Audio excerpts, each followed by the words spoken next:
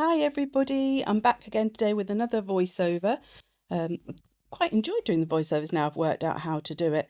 Starting off today, I wanted to make a sort of botanical notebook type look to my journal page today.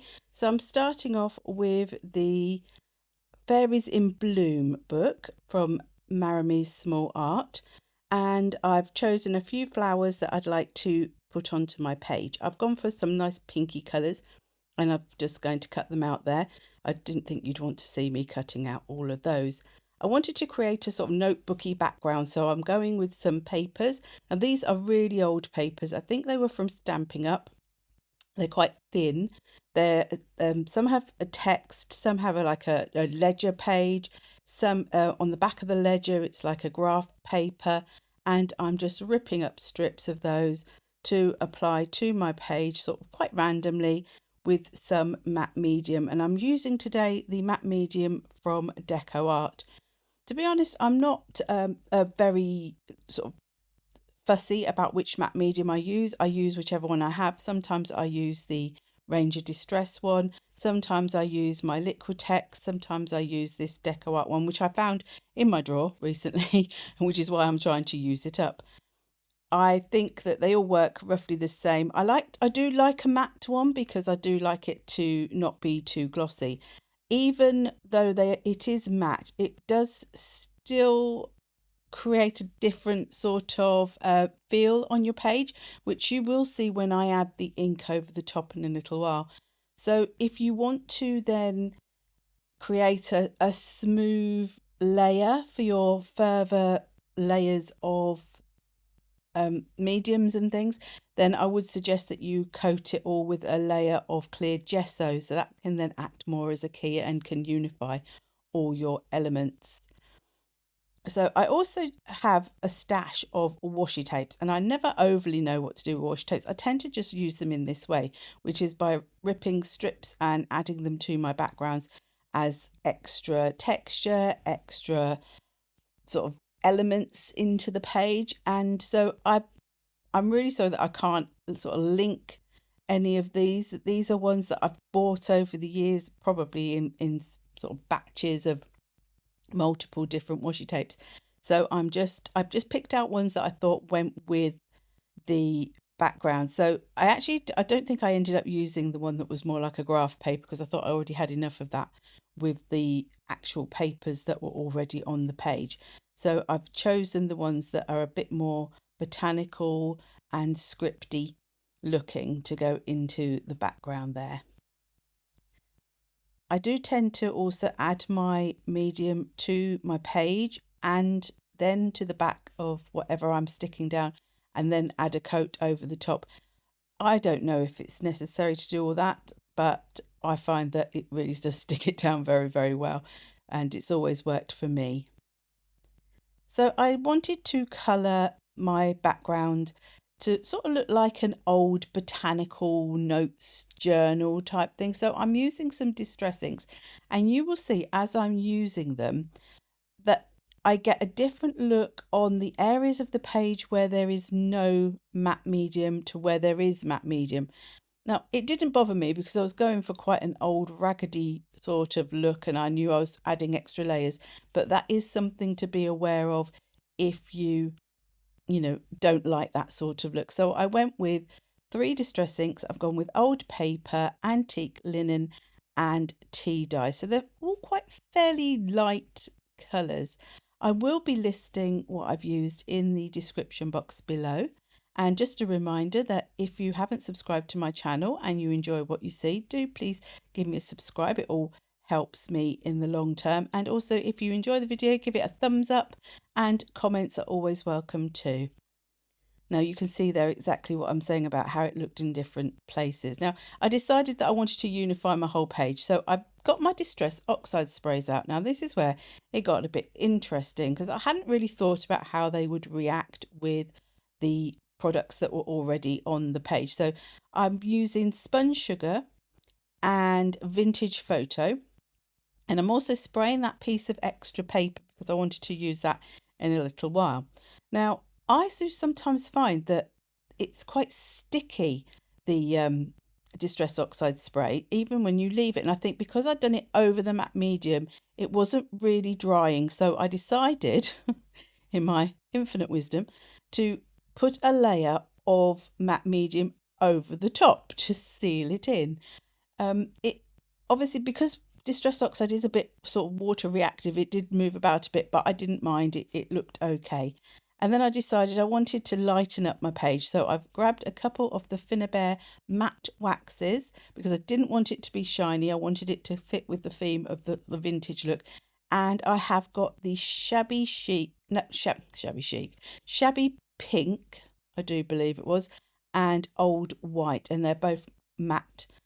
They are solvent based, so you do need to clean up afterwards with some alcohol or hand sanitizer, something that's got an alcohol in it. I use isopropyl alcohol, 99.9%, for a lot of cleanup and things. So I used that just to spritz onto where I'd put it on my mat afterwards. You can get a bit of hand sanitizer if you want to get it off your hands as well. But it does have quite a strong smell, I find, but that's to cover up, I think, the solvents. It has a very strong vanilla scent, which I actually quite like, but it doesn't tend to go, I do find. So if you know, be aware of that as well if you are putting these things into your journals, sketchbooks, or in your projects at all. So I'd added the pink to try and bring out the texture. I really ended up just adding sort of bits. You could do this with paint as well if you didn't want to use waxes. You could use your paints to do the same. Chalky paint in particular would work just as well. I wanted to add a bit more into the background. So this is a stamp set I've had for a little while. It's one by a British company, Sentimentally Yours by Phill Martin, and I think it's called Botanical Notes, and it's Botanical Textures potentially, and it's got this little stamp in it that's like a little notebook, and I thought that went with the theme really nicely. So I'm using Archival inks because they are well, I'm not quite sure whether they're oil-based or solvent-based. I don't think anybody knows exactly what their content is, but they are a permanent ink, so they will stamp over a lot of different surfaces, and you will see me use them an awful lot in my art journaling. And the reason I use them is because they do go over paints and things like that. I'm now tearing that piece of paper that I also spritzed with the Distress Oxide because I wanted to have a little bit of a background for my flowers. I didn't want them to totally blend into the page. And I'm using my Archival inks. The colours that I ended up using on my page, I didn't use all of those colours that are there. I used, I think it was Ground Espresso,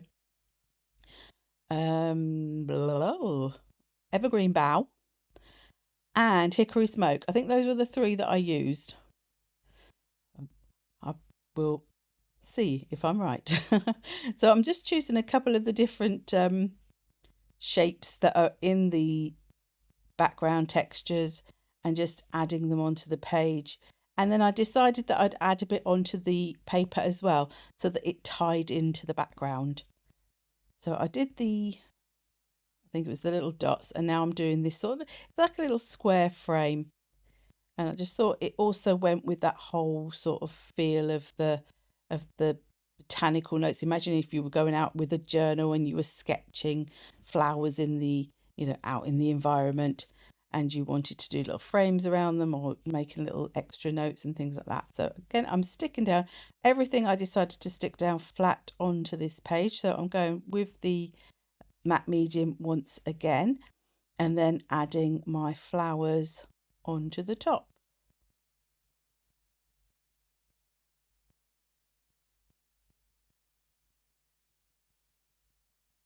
I did realise once I'd stuck the large flower down that if I wanted anything to go underneath, I would then have to lift it. Luckily with the matte medium, you do get a bit of sort of time to move things about. But otherwise, if you aren't like me, you could plan that out a bit better in advance.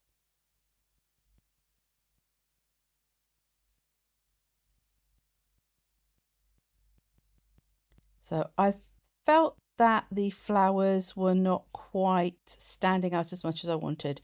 So I'm using a Derwent Inktense pencil. Now I started off by actually drawing the pencil directly on and then watering it out. Now these are water reactive pencils, but they are an ink-based pencil, not a watercolor-based pencil. So once they dry, they are more or less permanent. So they are really good on surfaces like the matte medium. I did find that when I drew on and then pulled the colour out, I got too harsh of a line around the edge of my image. So I then decided to take my paintbrush and take the inky, whatever it is, ink, the pigment, the colour from the tip of the pencil. Now that is fine to do as long as you are only taking it from where the colour is. You don't want to be getting water onto that wood part of your pencil. So I decided to then add a few splatters and attempted to colour in the little boxes that I'd stamped. Now, over some of this matte medium, it was beading up and it didn't really want to spread out very much. It did dry once I left it, and when I put my heat tool to it, but it does take a little bit of extra time. Now I'm using from Finnabair. This is the Ornate lace stencil. This is a beautiful, very, very fine lace stencil. Now I used today I'd found in my drawer, along with my matte medium, the Decoart white modelling paste. Now I do find this modelling paste, it is not as white as other modelling pastes that I have used, and you will see once it's dried that I don't know whether it just dries very translucent or whether it had taken up a lot of colour from underneath. I think it may have been a mixture of the two, because I'm sure when I've used it before, it's never, even on a white background, never dried really, really white. It's got a slightly different consistency. So with hindsight, I probably would have maybe gone with my Pretty Gets Gritty texture paste, which dries a lot whiter. And finally, I've found in my crafty stash these word stickers, and these are from 37 Dots or 13, I think it's 7 Dots Studio.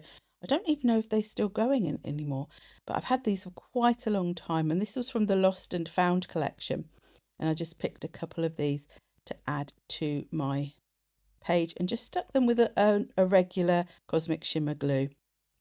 And here we go. This is the finished piece. I hope it did come out looking a bit like sort of a botanical notebook. It's got a very vintage vibe going on to it with it today. So I hope you enjoyed that. Like I say, if you did enjoy, please do like, subscribe, comment. If you want to be reminded of when my videos are coming up, I think if you hit that notification bell, then that alerts you when a new video is coming up.